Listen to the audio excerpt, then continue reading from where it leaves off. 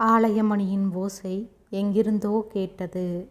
அநேகமாக அது அந்த மின்சார ரயில் ஓடும் பாதைக்கு அருகில் ஏதேனும் ஒரு கட்டடத்திற்கு அப்பால் கண்ணில் தென்படாத இடத்தில் இருக்கலாம். அது வெறும் கைமணியோசைதான்.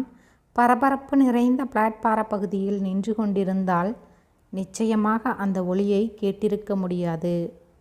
பிளாட்பாரம் பகுதியை விட்டு இறங்கி ரயில்வே லைன் ஓரமான ஒற்றையடி தளத்தில் போகும்போது அது கேட்டது.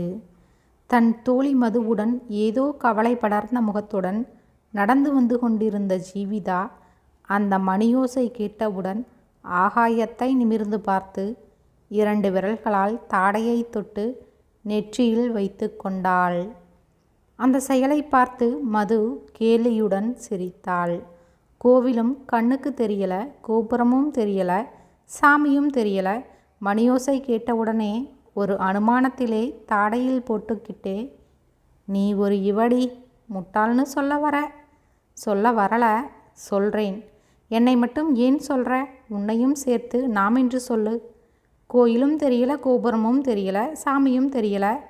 ஆனால் ஏதோ ஒரு அனுமானத்தோட தாடையில் போட்டுக்கிட்டே ஒரு முட்டாள்னு சொல்ல வந்த. சரி, மனோவை நம்பி, அவன் பேச்சை நம்பி நாம் 2 பேரும் பெங்களூரிலிருந்து இங்கே ஓடி வந்தோமே. எந்த அனுமானத்தில் வந்தோம்? இன்னும் அந்த ஆள் எங்கே இருக்கான்னே தெரியலையே.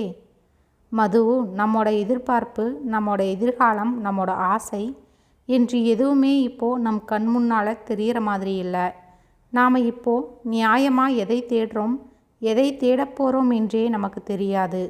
எது முதலில் நம் கண்ணுக்கு தெரிகிறதோ அதை சிக்கென்று பிடித்து கொள்ள வேண்டியதுதான். அம்மா தாயே, உன்னோட விரக்தி வசனத்தை கொஞ்சம் நிறுத்திக்க.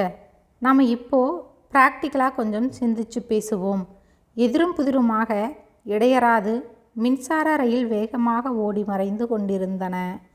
ஜீவிதாவும் மதுவும் கிண்டி மின்சார ரயில்வே லைன் ஓரமாக நடந்து மீனம்பாக்கம் வழியே நிதானமாக போய்கொண்டிருந்தனர். ஏதோ ஆர்ட் ஃபிலிம் எடுக்க போகிறோம். உன்னிடம் இருக்கும் பெண்களில் யாராவது சிபாரிசு செய்யேன் என்று அவன் கேட்டவுடன் அவர்களை வைத்து பிஸ்னஸ் நடத்தும் அந்த ஜிகினாபாய் சினிமாவுக்கு எக்ஸ்ட்ராக்களை சப்ளை செய்யும் மனோவிடம் அங்கிருந்து 2 பேரை அழைத்து அவன் முன் நிறுத்தினாள். இந்த 2 பேரையும் இழுத்துக்கின்னு போ.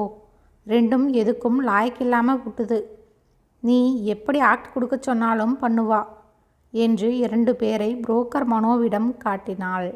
அவர்களை பார்த்த மாத்திரத்திலேயே மனோவுக்கு குமட்டிக்கொண்டு வந்தது. ஜிகினாபாயின் வியாபாரத்தில் அவர்கள் எப்படி சீரழிக்கப்பட்டிருப்பார்கள் என்பதை பார்த்தவுடனேயே புரிந்து கொண்டான். அரைவாசலில் நின்ற ஜீவிதா, மது ஆகியோரை அசைப்பில் பார்த்தான். வியந்து போனான். ஜிகினா, அதோ நிற்கிறாங்களே அவங்க. ஐயோ, அந்த பிள்ளைங்களை உன்னோட அனுப்பிட்டு இங்கே நான் எப்படி பிஸ்னஸ் பண்ணுவேன்? அதையெல்லாம் உன் கூட அனுப்ப முடியாது என்று எடுத்த எடுப்பிலேயே கூறிவிட்டாள். குழந்தைங்களா, உள்ளே போங்கடி. பிஸ்னஸ் பேசுகிறதுக்குள்ளே இங்கே என்ன ஜோலி? ஜிகினாபாய் சப்தம் போட்டதும் ஜீவிதாவும் மதுவும் உள்ளே போய்விட்டனர். மனோ சென்னையிலிருந்து பெங்களூர் வந்தால் ஜிகினாபாயை சந்திக்காமல் இருக்க மாட்டான். அவளும் பல ஆண்டுகள் சென்னையில் சினிமா துறையில் துணை நடிகைகள் ஏஜெண்டாக இருந்தவள்தான். வயதாகிவிடவே தொழிலையும் இடத்தையும் மாற்றிக்கொண்டு பெங்களூரில் செட்டில் ஆகிவிட்டாள். சரிவிடு, நான் வேற ஆள் பார்த்துக்கிறேன். எனக்கு இங்கே ஒரு வேலை இருக்குது. அதை முடிச்சுட்டு சென்னை போகிறேன். ராத்திரி இங்கே தான் தங்க போகிறேன். கபடமான புன்னகையுடன், தங்கிக்க, உன்னை யார் வேண்டானாங்க? பணம் கைமாறியது. ஏ மது, தம்பியை உள்ளே அழைச்சிக்கிட்டு போ. தம்பி ராத்திரி இங்கே தான் தங்க போகுதாம். பணத்தை வாங்கி எண்ணி பார்த்து கொண்டே ஜீனா உள்ளே போய்விட்டாள். இரவு மதுவின் அறையில் ஜீவிதாவும் இருந்தாள். மனோ உள்ளே வந்தான், உட்கார்ந்தான். எந்த ஊர்? திருச்சி பக்கம். 2 பேருக்குமேவா? ஆமாம். இங்கே எப்படி வந்து மாட்டிக்கிட்டீங்க? பார்க்க அழகா இருக்கீங்க. அம்மாக்காரி எங்களை இவகிட்டே விற்றுட்டு போய் சேர்ந்துட்டா. செத்து போயிட்டாளா? ஆமாம். சரி, சினிமாவிலே நடிக்க உங்களுக்கு ஆசையா? எந்த சினிமா? அதுதான் ஆர்ட் ஃபிலிம்.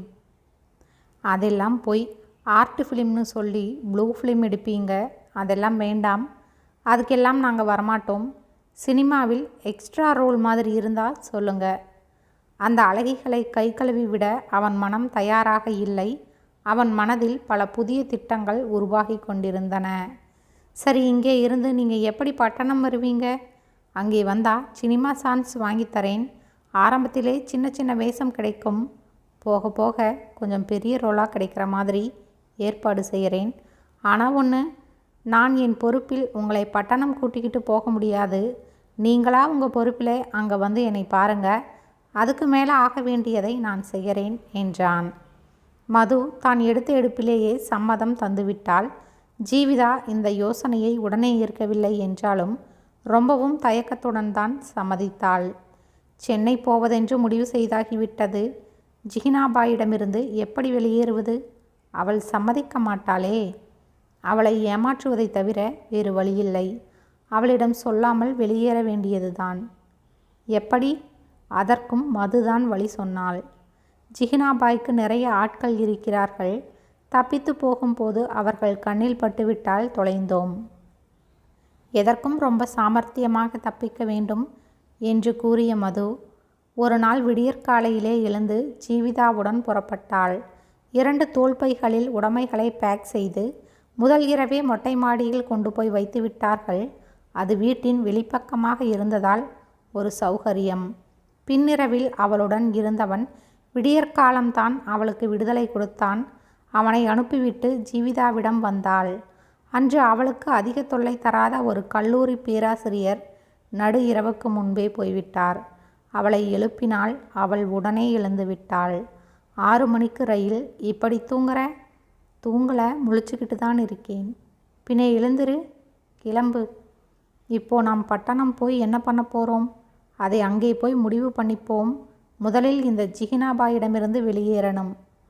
வெளியேறி வேறெங்காவது ஒளிஞ்சு போகணும்.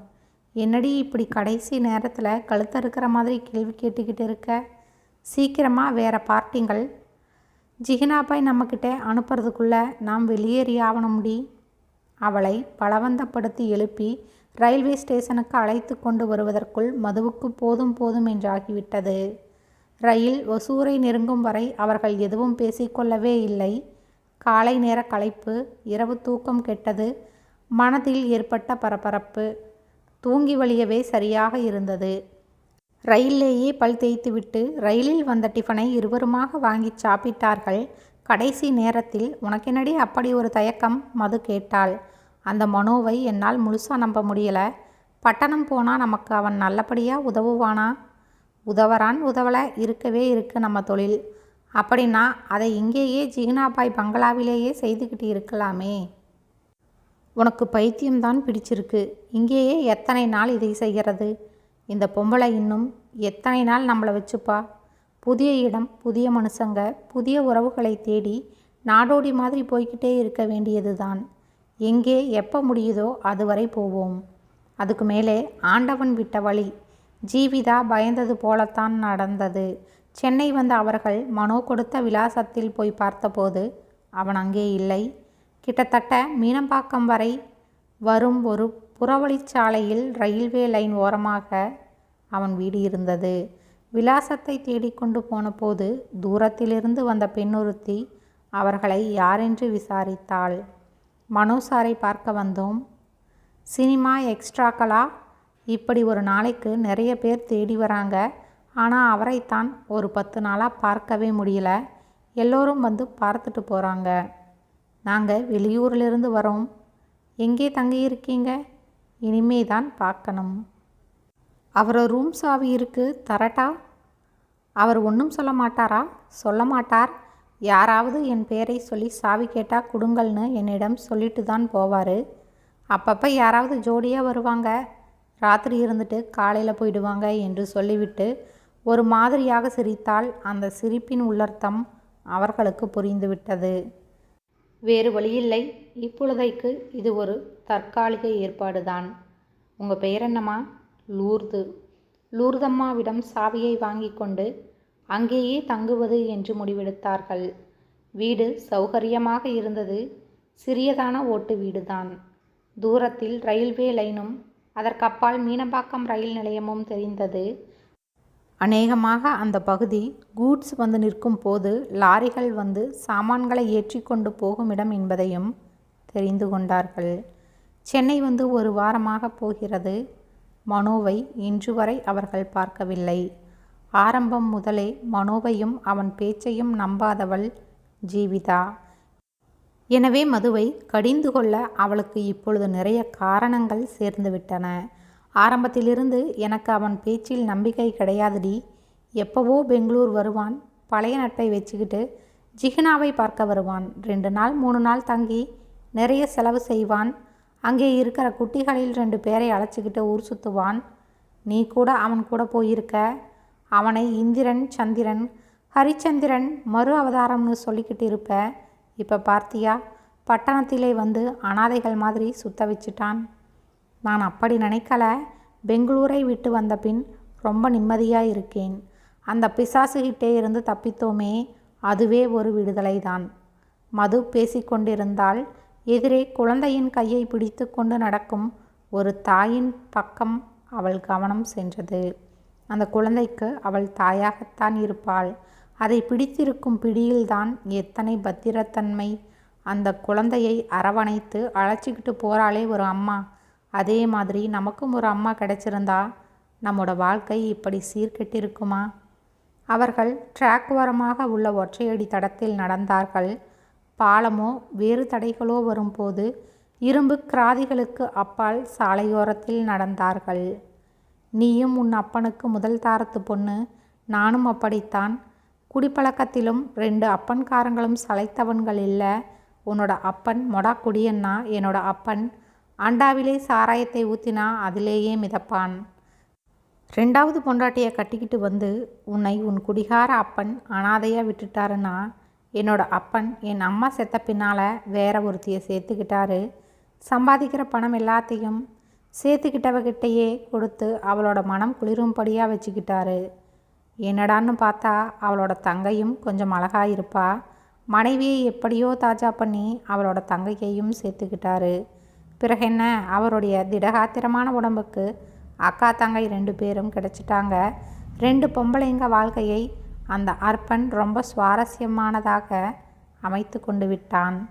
அந்த குடும்பத்துக்கு உழைக்கிறது மட்டும்தான் தன் கடமைன்னு நினச்சதுனால் நான் அனாதையாகிவிட்டேன். எப்படியோ ஜீனாபாய் பிடியிலே சிக்கி. மது சோர்வுடன் பேசினாள். பழசையெல்லாம் ஞாபகப்படுத்தாதே மது.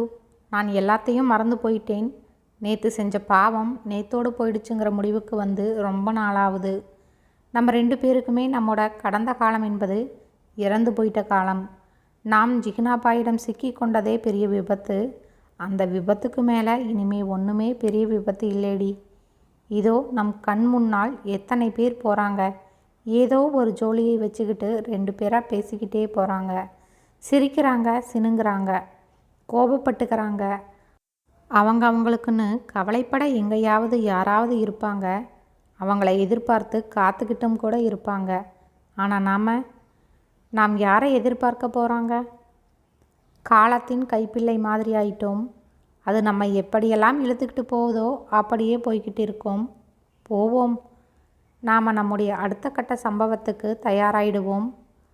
நம்மில் யாரேனும் ஒருத்தர் காலூன்றி விட்டால் போதும். யாருக்கு எது முதலில் கிடைக்கிறதோ அதை பிடித்து கொள்வோம் என்றாள் ஜீவிதா. அவள் ஜீனாபாயிடம் சிக்கிக்கொண்டு வாழ்வை சீரழித்து கொண்டாலும் நிஜமான வாழ்க்கையின் மேல் அவளுக்கு எப்பொழுதுமே ஒரு ஆசையும் அபிமானமும் உண்டு.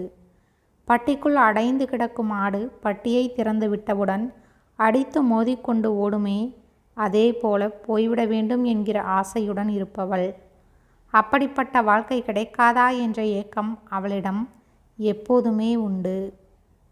ஆனால் மதுக்கு அப்படிப்பட்ட கனவுகளே கிடையாது. நேற்று என்ன நடந்தது, நாளைக்கு என்ன நடக்கப் போகிறது என்பதை பற்றி சிந்திக்காதவள். இன்று நான் வாழ்கிறேன். நேற்று என்பது நேற்றோடு போயிற்று. நாளை என்பது நமக்கு இருந்தால் நாளைய தினத்தில் சிந்திப்போம் என்று காலத்தின் பெயரில் நம்பிக்கை இல்லாதவளாகவே இருந்ததால் மாறுதலை பற்றி அவள் எண்ணி பார்க்கக்கூட தயாராக இல்லை. முழுக்க முழுக்க நனைந்தாகிவிட்டது. இனிமேல் எதற்கு குடை? மழையிலே நனைந்து வெயிலில் காய்ந்து புழுதியில் புரண்டு காலம் எனும் தூரத்தை கடக்க வேண்டியதுதான். ஒதுங்க இடமே தெரியாத போது யார் வீட்டின் கதவை போய் தட்ட முடியும்? யார் திறப்பார்கள்? கதவை திறப்பவர்கள் கதவை திறந்து முகத்தை பார்த்து விட்டால் திறந்த கதவு மீண்டும் மூடிக்கொண்டு விடுமே. இதுதான் மதுவின் மனநிலை. அவர்கள் பேசியபடியே கொஞ்சம் சாலையிலும் பிறகு கிராதி பட்டைகளை கடந்து ரயில்வே லைன் ஓரமாகவும் மாறி மாறி நடந்தனர். இப்பொழுதைக்கு அவர்களை பொறுத்தவரையில் 10-15 நாட்களுக்கு சாப்பாட்டுக்கு கவலையில்லை. அதே நேரத்தில் இருப்பிடத்திற்கும் கவலையில்லை. லூர்தம்மாள் மனோவின் வீட்டு சாவியை கொடுத்துவிட்டு, அவ்வப்பொழுது ஏதும் வேணும்னா சொல்லுங்க, வாங்கியாரேன், நான் இங்கேதான் இருப்பேன் என்று அபயக்குரல் கொடுத்து கொண்டிருந்தாள். அதிலிருந்தே அவள் மனோவுக்கு எந்த அளவுக்கு உதவியாக இருக்கிறாள் என்பதை தெரிந்து கொண்டார்கள். அவள் இருப்பது ஓரளவு உதவியாகவும் இருந்தது. அவர்கள் வெளியே சென்றுவிட்டு வீட்டிற்கு திரும்பும் போது ஏதேனும் செய்து சொல்லுவாள். அந்த படத்தோட டைரக்டர் வந்துட்டு போனார். அவரோட அந்த படத்திலே டீச்சராக நடிச்சுதே அந்த பொண்ணும் வந்துச்சு, வந்து இருந்துட்டு இப்பதான் போனாள் என்ற படு சூடான செய்திகளை சொல்லுவாள். தான் இருக்கும்போது அப்படி ஒரு சந்திப்பு வந்தால் அதை பயன்படுத்தி கொள்ள மது தயாராகவே இருந்தாள். அவர்கள் திரிசூலம் மின்சார ரயில் நிலையத்தை கடந்து கொண்டிருக்கும் போது எதிர்பாராத அந்த நிகழ்ச்சி நடந்தது. தாம்பரம் பெருங்களத்தூர் நோக்கி செல்லும் ரயில்வே லைன் நடுவே 10-12 வயது மதிக்கத்தக்க பெண்ணொருத்தி அழுது கொண்டே ஓடுவதும் 45 வயது மதிக்கத்தக்க மனிதர் ஒருவர் மலர்கொடி ஓடாதே, மலர்கொடி ஓடாதே, வா என்று அவளை துரத்தி கொண்டே ஓடுவதையும் பார்த்தார்கள். ரயில்வே டிராக் நடுவில் ஓடுவதால் இருவர் ஓட்டமும் ஓரளவு நிலை தடுமாறினார் போலவே இருந்தது. ஓடி வரும் பின் எப்படியும் தங்களை கடந்துதான் போயாக வேண்டுமென்றாலும் எதிரே வரும் மின்சார ரயில் கண்ணுக்கு தெரிகிற தூரத்தில் வந்துவிட்டது. அதன் வேகத்தால் 30 நொடிகளில் மலர்கொடி என்று அவர் அழைத்து கொண்டே துரத்தும் அப்பெண் ரயிலில் அடிபடப் போவது நிச்சயம். கண்ணிமைக்கும் நேரத்தில் அவள் மேல் பாய்ந்தாள் ஜீவிதா. மின்சார ரயில் அவர்களை தாண்டி போய்விட்டது. இமைக்கும் நேரத்தில் கூடிவிட்ட சிறு கூட்டம். கூட்டத்தை அப்பால் போக சொல்லிவிட்டு அப்பெண்ணை துரத்தி கொண்டு வந்தவர் அங்கே வந்தார். ஜீவிதாவுக்கு தலை, முழங்கால், முட்டி, முழங்கை என்று எல்லா இடத்திலும் அடி. மலர்கொடிக்கு நெற்றி பொட்டில் அடிபட்டு இரத்தம் கொட்டியது. மூக்கிலிருந்தும் இரத்தம் வடிந்தது. தன்னுடன் அணைத்தபடி ரயில்வே டிராக் அருகில் கிடந்த ஜல்லிக்கற்களில் கிடந்த இருவரையும் எழுப்பி உட்கார வைத்துவிட்டு ஜீவிதாவை பார்த்து கரம் குவித்தார் அந்த மனிதர். யாரோ அழைத்து வந்த ஆட்டோ கிராதிகளுக்கு அப்பால் வந்து நின்றது. மலர்கொடியை ஒரு கையிலும் ஜீவிதாவை ஒரு கையிலுமாக பிடித்து அழைத்து கொண்டு மது பின்தொடர ஆட்டோவுக்கு வந்தார்கள். ஜீவிதாவின் முகத்தில் வழிந்த இரத்தத்தை துடைத்தபடி பின்தொடர்ந்தாள் மது. சார், இது எப்படி? இவ ஏன் அப்படி செஞ்சா? நான் எதை சொல்கிறதுங்க, எல்லாம் என்னோட தலை விதி. அடங்கா பிடாரி மகளை வச்சுக்கிட்டு ஒவ்வொரு நாளும் அவஸ்தைப்பட்டுக்கிட்டு இருக்கேன். எல்லோரும் ஆட்டோவில் ஏறி அமர்ந்தார்கள்.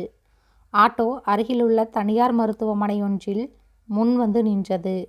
ஜீவிதா பலமாக அடிபட்ட காரணத்தால் சற்றே சோர்ந்து போயிருந்தாள்.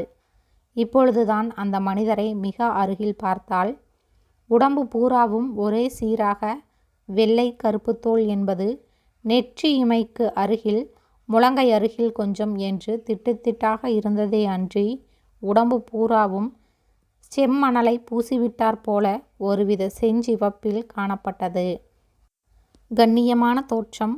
புறங்கை, உள்ளங்கையெல்லாம் அதன் பாதிப்பும். முழுக்கை சட்டையணிந்து பேண்ட் போட்டிருந்தான் தெரிந்தது. அவன் உள்ளே எல்லோருடனும் நுழைந்த போது எதிர்பட்ட டாக்டர், வாங்க ஜெயராமன், என்ன விஷயம்? அவர் பெயர் ஜெயராமன் என்று தெரிந்து கொண்டால் ஜீவிதாவும் மதுவும். மலர்கொடி எலக்ட்ரிக் ட்ரெயின் டிராக்கிலே ஓடி கீழே விழுந்துட்டா, இதோ இவங்க வந்து காப்பாத்தலேன்னா. ஜீவிதாவை சுட்டி காட்டினான் ஜெயராமன். மருத்துவமனை உதவியாளர்கள் சுறுசுறுப்புடன் வேலை செய்தனர். என்ன காரணமோ தெரியவில்லை. மலர்கொடி கண்களை திறக்காமலே படுத்திருந்தாள். மூடிய அவள் கண்களிலிருந்து கண்ணீர் கசிந்து கொண்டே இருந்தது. மாலை நேரம் வரை யாரும் எங்கும் போகவில்லை. எல்லோருக்கும் ஜெயராமனே சாப்பாட்டிற்கு ஏற்பாடு செய்துவிட்டான். மத்தியானத்திலிருந்து இங்கேயே இருக்கீங்க. உங்களுக்கு பலமாக அடிவேறப்பட்டு காயமாயிருக்கு. எல்லாம் என் மகளால் வந்தது. உங்களை உங்கள் வீட்டிலே தேட போகிறாங்க. டெலிஃபோன் நம்பர் கொடுங்க. நீங்கள் இங்கே இருக்கிறதை அவங்களுக்கு தகவல் சொல்லிடுறேன். ஜீவிதா படுத்திருந்த படுக்கை அருகில் வந்து நின்று கேட்டான் ஜெயராமன். நாங்கள் 2 பேரும் தனியாகத்தான் ரூமில் தங்கியிருக்கோம். ரூமில் ஃபோனும் இல்லை, தகவல் சொல்லும்படியா யாரும் இல்லைங்க. பதட்டப்படாதீங்க.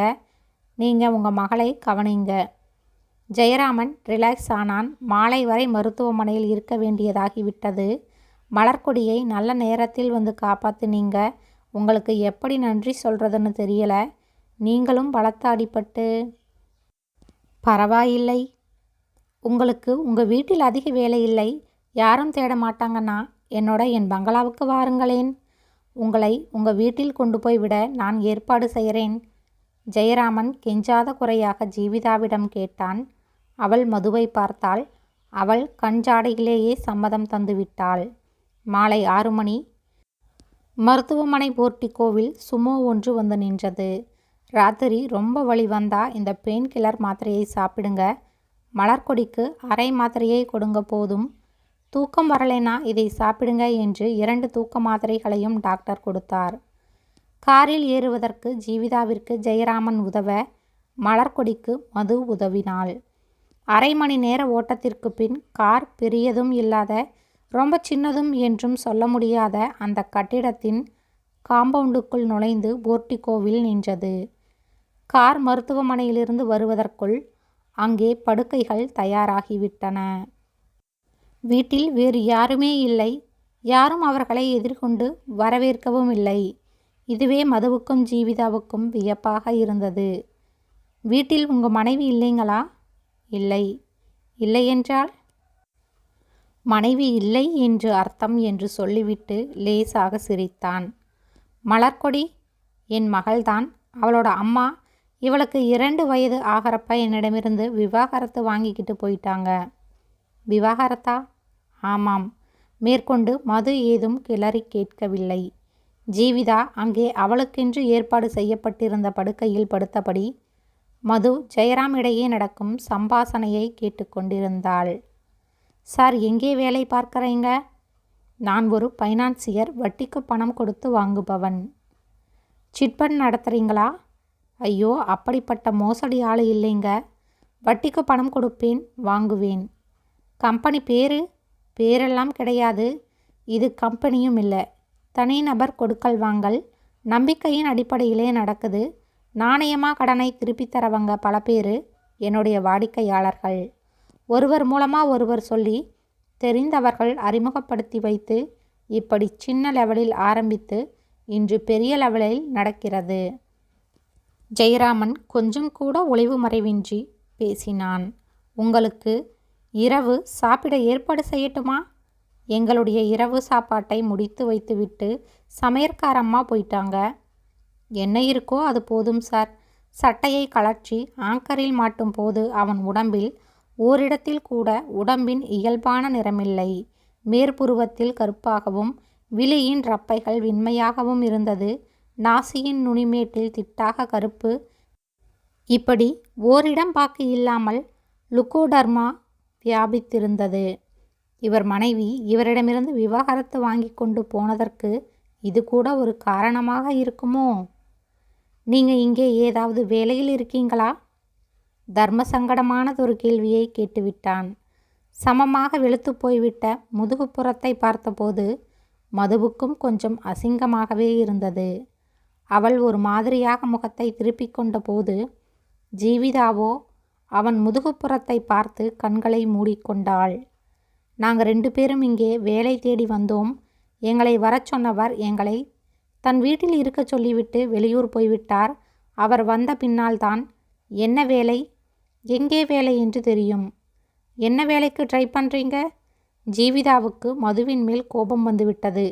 வேறு ஏதாவது சொல்லி மாட்டிக்கொண்டு விடுவாளோ என்ற பயம். எந்த உத்தியோகம் முதலில் கிடைக்கிறதோ அதிலிருந்து கொண்டு நல்ல உத்தியோகத்திற்கு முயற்சிக்கணும். கண்களை மூடிப்படுத்திருக்கும் ஜீவிதாவிடம் வந்து நின்றான்.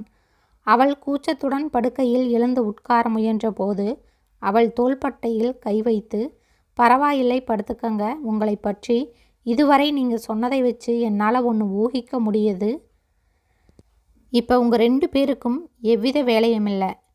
படுக்கையில் இருந்தபடியே தலையாட்டினாள் ஜீவிதா. அவள் கட்டில் அருகில் அங்கே கிடந்த ஸ்டூல் ஒன்றை இழுத்து போட்டு கொண்டு உட்கார்ந்தான். பேண்டை அவன் கழற்றவில்லை. சட்டை, பனியன் எல்லாவற்றையும் கழற்றி ஹேங்கரில் மாட்டியிருந்தான். சிகப்பு நிற டவல் ஒன்றினால் உடம்பை போர்த்தி கொண்டிருந்தான். நல்ல உயரம், இளமை தவழும் சதுரமான முகம், அடர்த்தியான வெளிர் சிகப்பில் செம்பட்டை நிறத்தில் தலைமயிர். அவன் தோள்பட்டையில் கை வைத்த போது அவன் திடகாத்திரம் தெரிந்தது. உங்களோட சென்னை நண்பர் ஒரு பக்கம் உங்களுக்காக நல்ல வேலை தேடட்டும், நானும் பார்க்கிறேன். முதலில் எது கிடைக்கிறதோ அதில் காலூன்றிக் கொள்ளலாம், சரிதானே? இந்த கதையை தெரிந்து கொள்ள தொடர்ந்து கேளுங்கள். சுவாரஸ்யமான கதைகளை கேட்க சேனலை சப்ஸ்கிரைப் செய்யவும். நன்றி.